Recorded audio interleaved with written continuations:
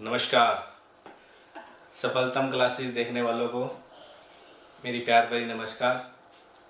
मैं राजू जुनेजा आपको आज एक नए टॉपिक के साथ सफलतम क्लासेस में स्वागत करता हूं। ठीक है भाई, तो आज का जो टॉपिक है वो हमारा टॉपिक क्या है? अपना टॉपिक चल रहा है मैग्नेटिक इफेक्ट ऑफ करंट, और उसमें हमने स्टार्ट किया हुआ है बायोट-सावर्ट्स लॉ। बायोट-सावर्ट्स लॉ क्या कहता है? dB is equal to mu naught upon 4 पाई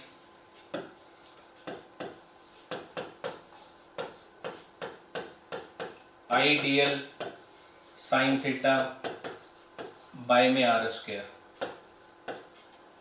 ये बायोट-सावर्ट्स लॉ कहता है। इसका यूज करके आज ये हमारी दूसरी एप्लीकेशन है, magnetic field at the centre of circular current loop. इसके सेंटर पे हमें मैग्नेटिक फील्ड निकालनी है। सर्कुलर लूप है, इसके अंदर करंट चल रहा है आई, और इसके सेंटर पे हमें मैग्नेटिक फील्ड निकालनी है। कितनी होगी? यूज किसका करना है? बायोट-सावर्ट्स लॉ का यूज करना है। तो बायोट-सावर्ट्स लॉ क्या कहता है कि अपन एक डीएल छोटा सा कंपोनेंट लेना है। तो जैसे कि आप देख रहे हो यहाँ पर एक सर्कुलर लूप बना हुआ है, और यहाँ से एक छोटा सा डीएल काट रखा है लेंथ। ठीक है भाई, तो डीएल लेंथ काट रखा है और उसका वेक्टर बनाया हुआ ये डीएल वेक्टर जो बिल्कुल ऊपर की तरफ जा रहा है, जिसकी सेंटर से ये डिस्टेंस कितनी है? ए है। यहां से लेके यहां तक की डिस्टेंस यानी कि इस सर्कुलर लूप की रेडियस कितनी है? ए है। तो हमने इसका जब वेक्टर फॉर्म पढ़ा था तो हमने ये थीटा एंगल जो था वो किसके बीच का था? डीएल और आर के बीच का, यानी कि डिस्टेंस के बीच का। अब ये डिस्टेंस है, ये डीएल है। जरूरी नहीं है आपको यहां से काटना, यहां से भी काट लो। चलो, ये इतना काट लिया, डीएल इधर ले लो, इसका परपेंडिकुलर ही है ना आपको। ये इसकी डिस्टेंस हो गई है, रेडियस ही रहेगी ये। इन दोनों के बीच का एंगल कितना बनेगा? 90 डिग्री। यहां पर भी कितना बन रहा है? 90 डिग्री। यहां पर भी कितना बन रहा है? 90 डिग्री। तो पुट कर दो, dB कितना आ गया हमारे पास? म्यू नॉट अपॉन 4 पाई आई dl बाय में a स्क्वायर। ठीक है भाई, साइन 90 की वैल्यू कितनी होती है हमारे पास? 1 बनती है। उसको लिखो ना लिखो एक ही बात है। तो dB कितना बन जाएगा? Mu naught upon 4 pi I by a square into में dl। ठीक है भाई, ये स्मॉलेस्ट मैग्नेटिक फील्ड आ गई, स्मॉलेस्ट लेंथ की वजह से। अब अपने को क्या करना है? टोटल मैग्नेटिक फील्ड निकालनी है। तो दोनों तरफ इंटीग्रेशन कर देंगे, दोनों तरफ इंटीग्रेशन करेंगे। dB का क्या बन जाएगा? b बन जाएगा mu naught upon 4 pi I by A square. dl का इंटीग्रेशन होगा सिर्फ, और dl का इंटीग्रेशन कितना बनेगा? l। तो हमारे पास b कितना आ जाएगा? Mu naught upon 4 pi I by A square into में l। ये बन गई b। अब इस b को आप दो तरह से सॉल्व करेंगे। देखो कैसे सॉल्व करेंगे। b कितना है अपने पास? Mu naught upon 4 pi I by A square into में l। देखो पहले कैसे सॉल्व करते हैं और a कैसे सॉल्व करते हैं, इसको अपन देखो दो तरीके से वो सॉल्व करेंगे। b क्या बनेगा हमारे पास? Mu naught upon 4 pi I by A square l। l की वैल्यू पुट कर दो। l क्या है? लेंथ। किसकी लेंथ होगी? सर्कल की लेंथ होगी, क्योंकि सर्कुलर लूप है हमारे पास। सर्कल की लेंथ कितनी होती है? जो उसकी सरकमफेरेंस है 2 पाई आर, यानी कि 2 पाई ए। अब यहां पर हमारे पास एक ए से एक कैंसिल हो जाएगा, ये कैंसिल हो गया। पाई से पाई कैंसिल हो गया हमारे पास। 2 1 जा 2, 2 2 जा 4। तो हमारे पास जो b आया वो कितना बना हमारे पास? Mu naught I by 2a। Mu naught I by 2a। ये नेट मैग्नेटिक फील्ड हो गई अगर पूरी तार है तो। ठीक है भाई, पूरी तार का मतलब ऐसे पूरा सर्कल है तो, पूरा लूप है तो कितना बनेगा magnetic field? B is equal to mu naught I by 2a। B is equal to mu naught I by 2a। लेकिन अगर तार काटी हुई है, तार कैसे काटी हुई है, ये ऐसे है हमारे पास, इधर से करंट जा रहा है आई, इधर से वापस आ रहा है आई, पूरा सर्कल के अंदर घूम रहा है आई। ठीक है भाई, इसके यहाँ पे सेंटर पे निकालनी है हमें, सेंटर है यहाँ पे ओ। तो पहले देखो ये हमारे पास कुछ ना कुछ एंगल होगा, इस एंगल को मैं मान लूंगा फाई है, इस एंगल को मैंने क्या मान लिया, फाई। यानी कि इस फाई एंगल के अंदर जो सर्कमफेरेंस आ रही है, मैं यहां पर एक दूसरे कलर से बनाता हूं, ये जो सर्कमफेरेंस आएगी ये वाली, ये यहां पर तार नहीं होगी, लाल रंग का जो आपको सर्कल दिख रहा है यहां पर तार नहीं है, तो यहां पर करंट भी नहीं है, करंट नहीं है तो इसकी वजह से मैग्नेटिक फील्ड भी नहीं होगी। तो बाकी बची हुई जो तार है उसकी वजह से तो मैग्नेटिक फील्ड होगी क्योंकि उसमें करंट चल रहा है। तो हमें ये निकालना है कि कटा हुआ पार्ट ना आए, सिर्फ जितना पार्ट है उसकी वजह से कितनी मैग्नेटिक फील्ड हो, उसको अपन ने सोल्व करना है। तो कैसे निकालेंगे आप, देखो भाई, तो हमने ये जो फॉर्मूला लिखा है B is equal to mu naught upon 4 pi I by A square, जो है इस ए स्क्वायर को मैंने ऐसे लिख दिया I by A into L by A, कोई फर्क नहीं पड़ना क्योंकि a इंटू ए मल्टीप्लाई होकर फिर से क्या बन रहा है, ए स्क्वायर बन रहा है। लेकिन l बाय ए लिखने का क्या रीजन बन गया, l बाय ए लिखने का ये रीजन बन गया क्योंकि आपने +1 क्लास में पढ़ा था कि सर्कल के सेंटर पे दो पॉइंट के बीच में जो एंगल बनता है उसको प्लेन एंगल बोला जाता है, थीटा। ये होता है l और ये होता है r, तो थीटा किसके बराबर होता है, l बाय r के बराबर होता है। थीटा किसके बराबर होता है, l बाय r के बराबर होता है हमारे पास। ठीक है भाई, प्लेन एंगल दो पॉइंट के बीच में, जैसे ये पॉइंट है a, ये पॉइंट है b, a से b तक की जो लेंथ है वो कितनी है, l है, और उसकी रेडियस कितनी है सर्कल की, r है। तो इन दो पॉइंट के बीच में जो सेंटर पे एंगल बनेगा उस सेंटर वाले एंगल को क्या बोला जाता है, प्लेन एंगल बोला जाता है। हमारे पास दो सप्लीमेंट्री यूनिट्स हैं, दो सप्लीमेंट्री यूनिट्स हैं, एक प्लेन एंगल है, एक सॉलिड एंगल है। तो ये प्लेन एंगल की बात हो रही है, ये सप्लीमेंट्री एंगल ये वाला लेना हमने, थीटा किसके बराबर होता है, l बाय r के इक्वल होता है। तो यहां पर हमारे पास ये वाली जो लेंथ है ये बची हुई है, ये l लेंथ मान ली हमने दो पॉइंट के बीच में, और ये जो बाकी बचा हुआ एंगल है इसको हमने ले लिया कितना एंगल, थीटा एंगल।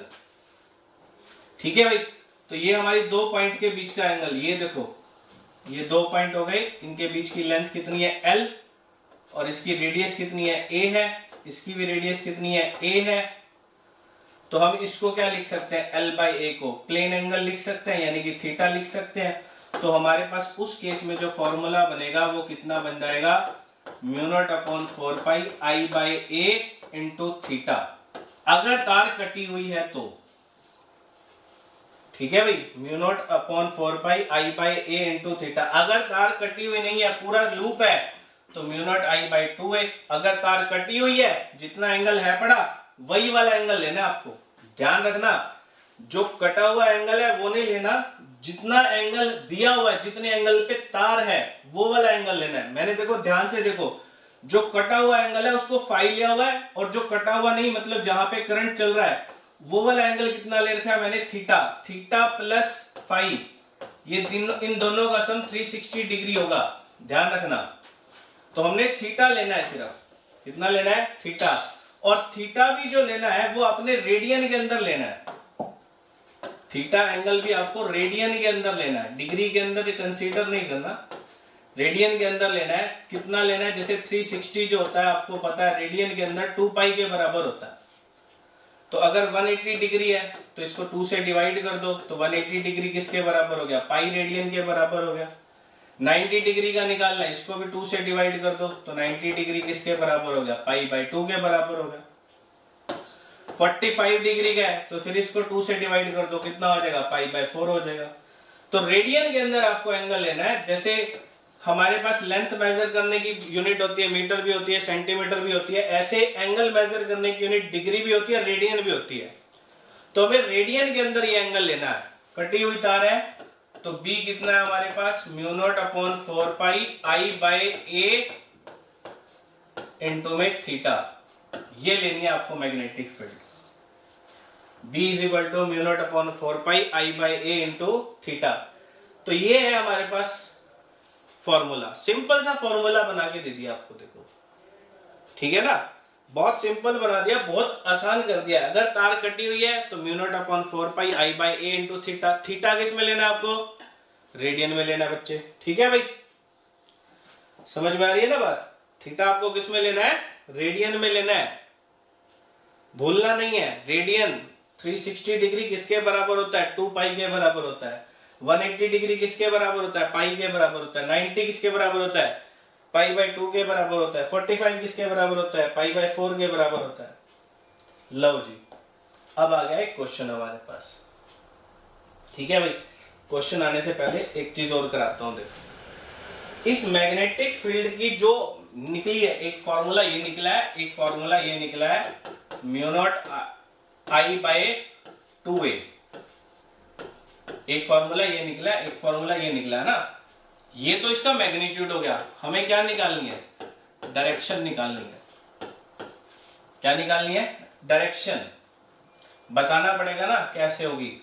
तो डायरेक्शन निकालने के लिए तो हमारे पास दो तरीके हैं। देखो सर्कुलर लूप है तो हमें क्लॉक फेस रूल भी होता है हमारे पास, क्लॉक फेस रूल भी होता है डायरेक्शन निकालने के लिए, ठीक है भाई। क्लॉक फेस रूल भी होता है हमारे पास। देखो इस लूप के अंदर करंट चल रहा है, इस लूप के अंदर करंट चल रहा है कैसा, हमारे पास क्लॉकवाइज डायरेक्शन में। इस लूप के अंदर करंट चल रहा है हमारे पास, ये करंट की डायरेक्शन लगा रखी है मैंने एंटी क्लॉकवाइज डायरेक्शन में,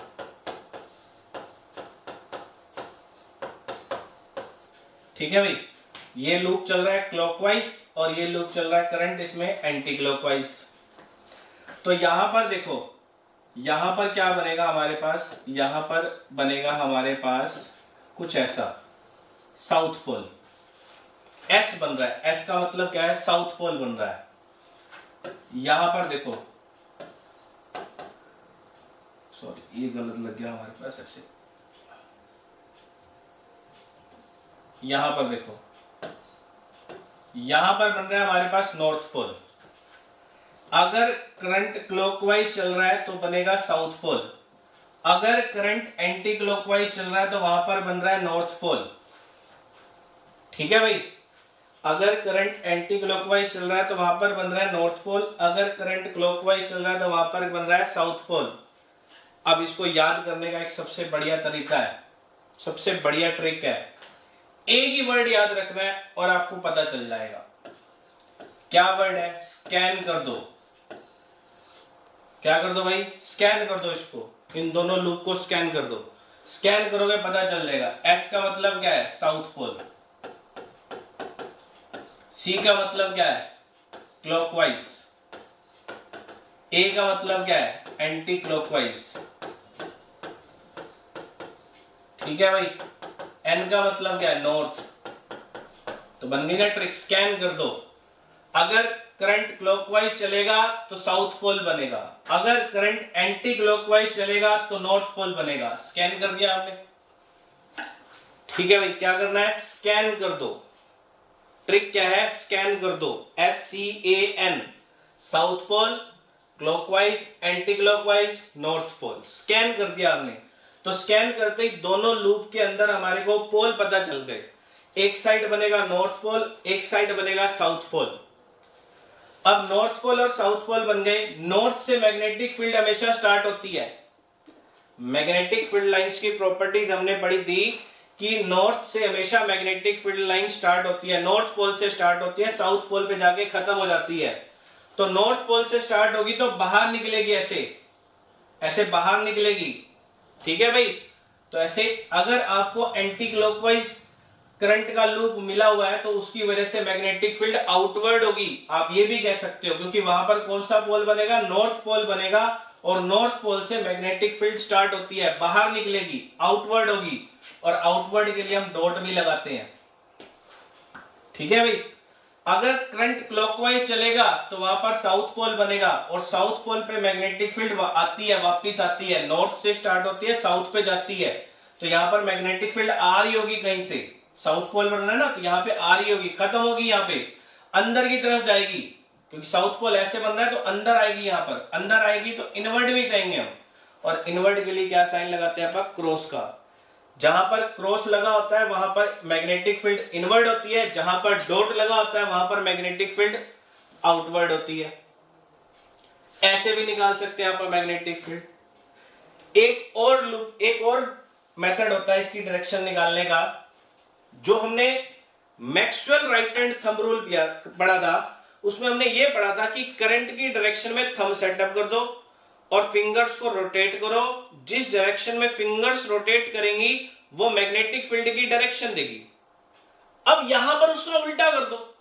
उल्टा क्या करना है, फिंगर्स रोटेट कर दो करंट की डायरेक्शन में, लॉजिक कर दो, कर दिया भाई। जिधर थंब आएगा वो मैग्नेटिक फील्ड की डायरेक्शन देगा, कहां दे रहा है, बाहर की तरफ, आउटवर्ड आ रही है। यहां पर भी देखो मैंने डॉट लगा रखी है, डॉट का मतलब क्या है, आउटवर्ड है। इसका देखो ऐसे घुमाओ, अंदर की तरफ आ रही है, इनवर्ड है, इनवर्ड है तो मैंने क्या लगा रखा है, क्रॉस लगा रखा है।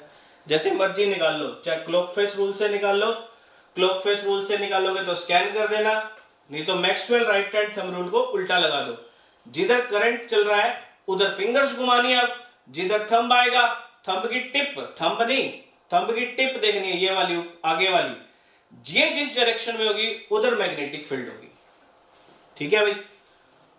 और एक सबसे बड़ी बात, छुपी हुई बात है, क्या है कि ये जैसे अभी आपको दिख रहा है ये क्लॉकवाइज है, यहां पर बन रहा है साउथ पोल, है ना, और ये क्या है, एंटी क्लॉकवाइज है, तो यहां पर क्या बन रहा है, नॉर्थ पोल बन रहा है।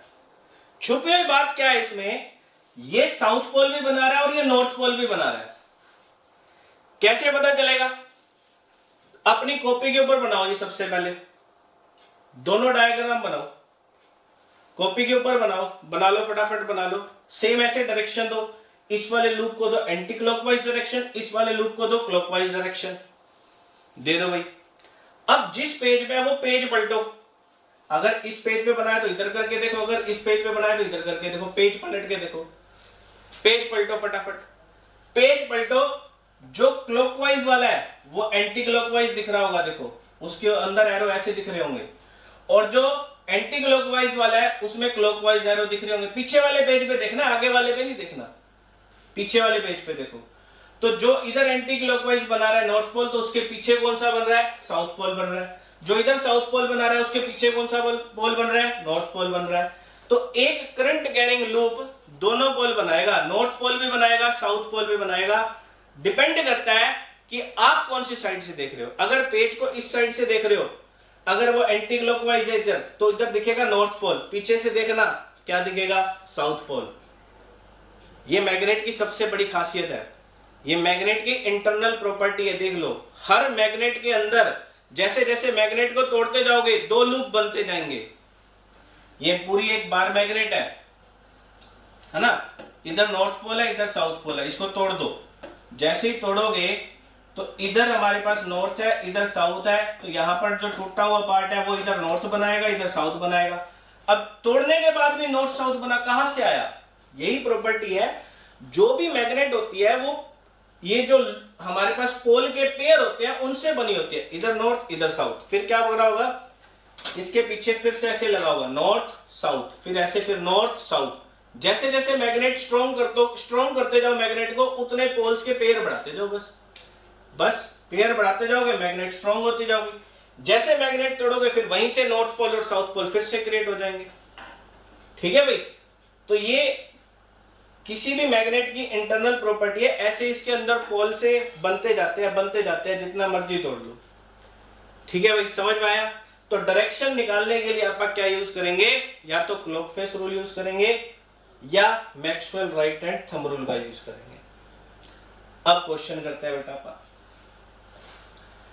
ये फिगर बनी हुई है, इसके अंदर दो सर्कुलर सेगमेंट है और दोनों रेडियल लाइंस है, दोनों की रेडियस अलग अलग है।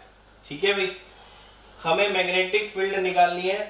इसकी रेडियस a है और इसकी रेडियस b है। हमें मैग्नेटिक फील्ड निकालनी है O पे। देखो भाई ध्यान से देखो, इसमें 4 सेगमेंट है टोटल। एक सेगमेंट ये वाला है, एक सेगमेंट ये वाला है, एक सेगमेंट ये वाला है, एक सेगमेंट ये वाला है। इसमें बायोट सावर्ट्स लॉ की पहली एप्लीकेशन भी यूज होगी। देखो कैसे यूज होगी मैं बताता हूं। अब इसमें 4 सेगमेंट है। एक तो देखो हमारे पास है ये वाला, ये दिख रहा है AB सेगमेंट, नंबर 1 ये वाला है। पहले इस सेगमेंट की वजह से मैग्नेटिक फील्ड निकाल लेते हैं। फॉर्मूला पता अपने को? फॉर्मूला क्या है? सर्कुलर लूप की वजह से थी, ये कटी हुई तार है ना, पूरी तो है नहीं, और इसकी वजह से कटा हुआ भी कितना एंगल बना रहा है? थीटा एंगल बना रहा है। तो mu naught upon 4 pi I by A, radius भी इसकी ए है, दी हुई है यहाँ पर, इनटू में थीटा। ये कौन सा सेगमेंट है? AB सेगमेंट है। इसको नंबर 1 नाम दिया हुआ, तो इसकी मैग्नेटिक फील्ड हमने मान ली कितनी है? B1 है।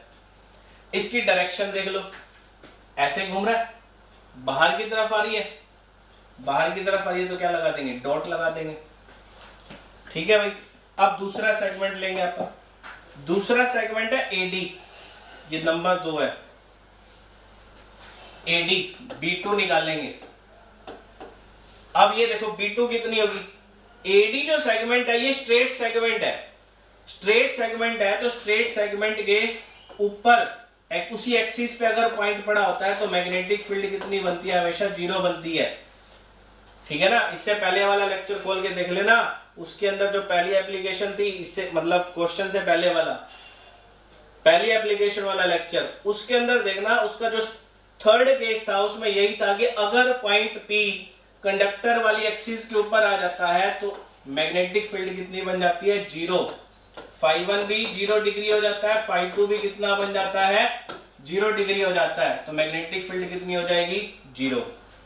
इसकी वजह से 0 हो गई, तो इसकी डायरेक्शन लेने की मतलब ही नहीं बनता क्योंकि है ही 0। अब अगला देखो, अगला अपने पास है DC सेगमेंट, ये वाला, ये तीसरा सेगमेंट है। इसकी वजह से मैग्नेटिक फील्ड, सर्कुलर सेगमेंट है, mu naught upon 4 pi I bye, अब इसकी रेडियस कितनी है? B है, तो B ले ली। एंगल कितना है? थीटा है, थीटा ले लिया। डायरेक्शन देखो, डायरेक्शन क्या है इसकी वजह से? इनवर्ड। क्या है? इनवर्ड, तो डॉट लगा दिया अपन ने, सॉरी क्रॉस लगा दिया अपन ने। अब चौथा सेगमेंट ले लो। अब चौथा सेगमेंट हमारे पास कौन सा है? CB सेगमेंट, ये वाला 4 नंबर दे दिया अपन ने। तो B4 कितना होगा? B2 के जितना होगा, 0, क्योंकि वो भी स्ट्रेट सेगमेंट है। ध्यान से देखो, ये भी स्ट्रेट सेगमेंट है और उसी के एक्सिस पे पड़ा हुआ पॉइंट, तो मैग्नेटिक फील्ड कितनी बनेगी? 0। तो यानी कि जो नेट मैग्नेटिक फील्ड है वो हमारे पास सिर्फ 2 कंपोनेंट की वजह से बच रही है, एक B1 और एक B3 की वजह से। लेकिन ये इनवर्ड है और ये आउटवर्ड है।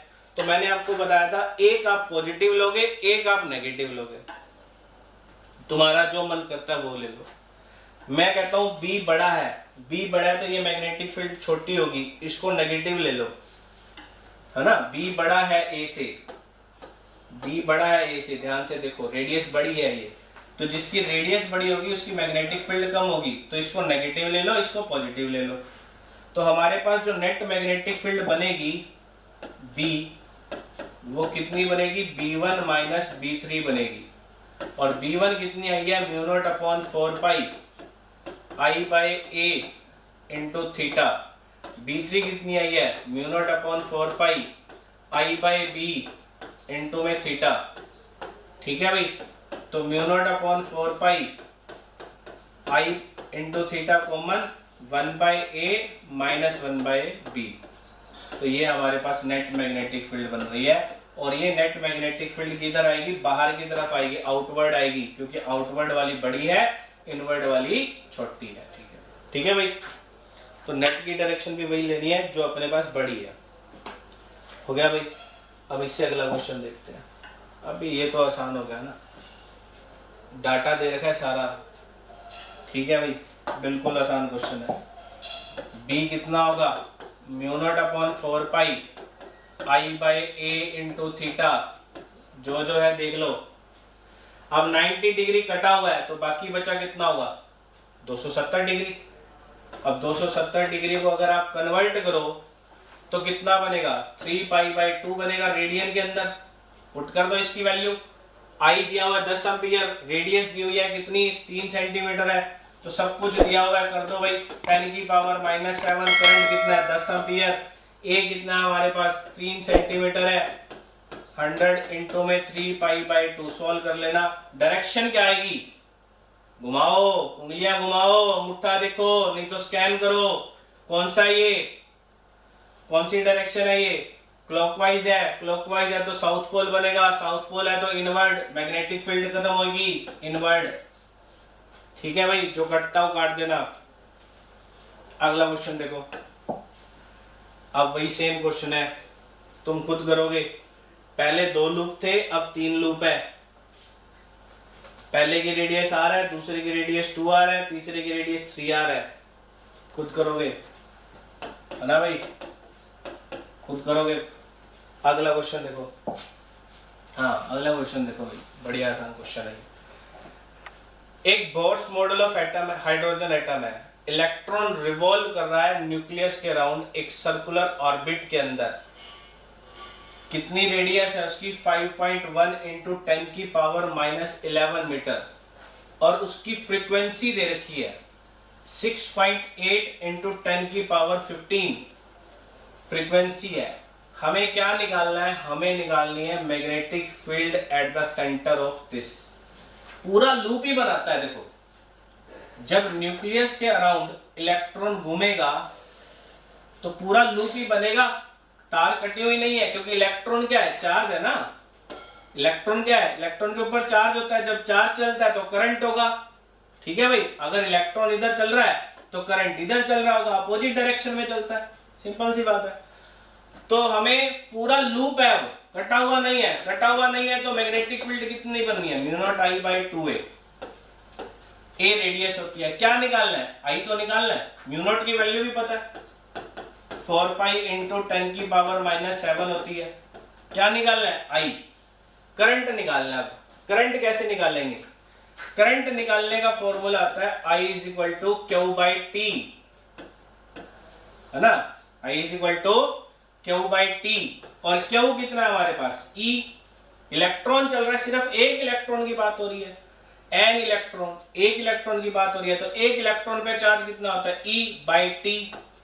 अब टाइम नहीं पता, चक्कर तो पूरा काटेगा, पूरा चक्कर काटेगा। टाइम निकालेंगे अपन। टाइम कैसे निकालते हैं, डिस्टेंस बाय वेलोसिटी से, है ना। टाइम कैसे निकालते हैं, डिस्टेंस बाय वेलोसिटी से। तो टाइम कैसे निकालेंगे, डिस्टेंस कितनी चलेगा, 2 पाई r। यहाँ पे रेडियस अपन ने कितनी ली हुई है, फॉर्मूले में पहले ही ये मानी है तो इसको भी ये मान लो। बाय में वेलोसिटी, वेलोसिटी लिख दो। अब वेलोसिटी भी नहीं दे रखी, यहां पर क्या दे रखी है, फ्रीक्वेंसी दे रखी है। क्या दे रखी है, फ्रीक्वेंसी। फ्रीक्वेंसी दे रखी है, तो ये करने की जरूरत भी नहीं है वैसे अपने को, सीधा फॉर्मूला भी निकल जाएगा। F is equal to 1/t होता है ना, तो t कितना हो गया हमारे पास, 1/f, सीधा निकल जाएगा। तो I is equal to E F कह सकते हो, या I is equal to E mu कह सकते हो। इतना बड़ा करने की जरूरत नहीं है भाई, ठीक है ना, सीधा ही कर सकते हो। F is equal to 1/t, T is equal to 1/f। F को म्यू भी लिख देते हैं, ये ऐसे करके, कई बुक ऐसे लिख देती हैं। तो ये I निकल गया, I निकल गया, यहाँ पुट कर दो, फॉर्मूले बस आंसर आ गया। और क्या है, 4 पाई इंटू में 10 की पावर -7, I की वैल्यू 1.6 इंटू 10 की पावर -19, फ्रीक्वेंसी की वैल्यू 6.8 इंटू 10 की power 15 divided by 2a। a कितना हमारे पास, 5.11 इंटू 10 की पावर -11। लो जी, सॉल्व करो, आंसर आ जाएगा। ठीक है भाई, बहुत आसान चीज़ है, सबसे आसान एप्लीकेशन है ये। इसके बाद वाली जो एप्लीकेशन है वो थोड़ी सी टेढ़ी हो जाएगी, होएगा सर्कुलर लूप, लेकिन अब जो पॉइंट लिया जाएगा वो उसकी एक्सिस पे लिया जाएगा। ठीक है भाई, तो वो जो एप्लीकेशन है वो हम कल वाले लेक्चर में स्टडी करेंगे, और तब तक आपने इसके क्वेश्चन और भी ट्राई करके देखने हैं। जो आपका होमवर्क है ये वाला करके रखना है आपको। ठीक है भाई, कल मिलते हैं, थैंक यू।